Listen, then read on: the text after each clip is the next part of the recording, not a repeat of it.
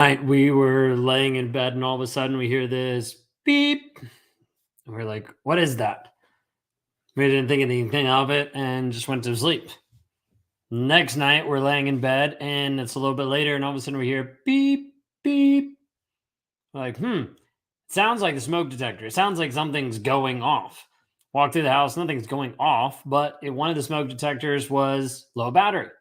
The problem is there was like five of them upstairs and they're all in a pretty close vicinity. So we couldn't figure out which one was actually wrong, which one was actually low on battery. So we're like, okay, cool. And so we ended up just going to bed. I was like, I'll figure it out in the morning. Then around midnight or so, all of a sudden it goes beep, beep, and then they all go off. And so the whole house goes off with the fire alarm and the smoke detector. And so now it becomes a problem. It becomes an issue because it's going off in the middle of the night. Didn't wake up Sophia because she had her sound machine on. It woke up Kayla. She woke up me. And I'm like, okay, now I got to figure it out.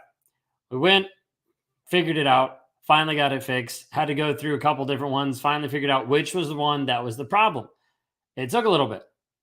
But the thing was, it was easy for a good while until it became such a big problem, it was easy to ignore it.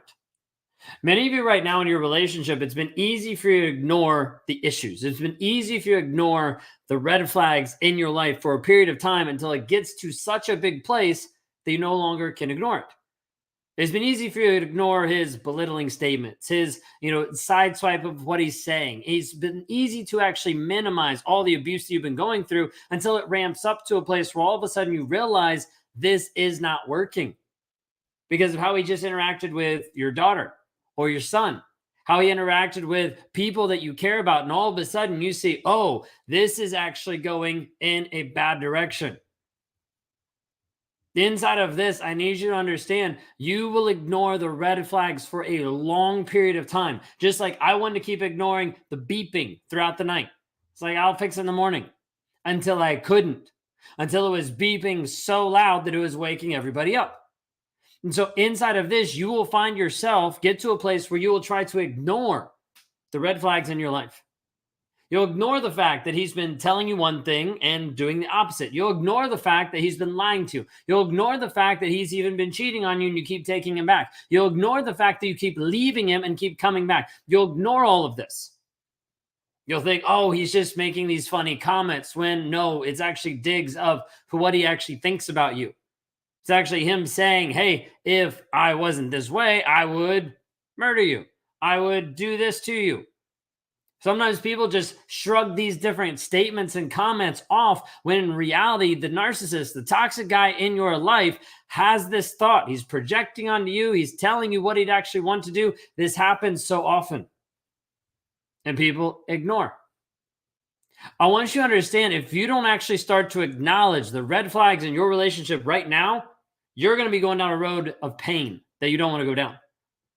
If you don't start acknowledging the things in your life right now, the issues that are happening inside of your relationship right now, how he's talking to you, how he's treating you, how he's disappearing, how he's not communicating what's going on, how he's ghosting you.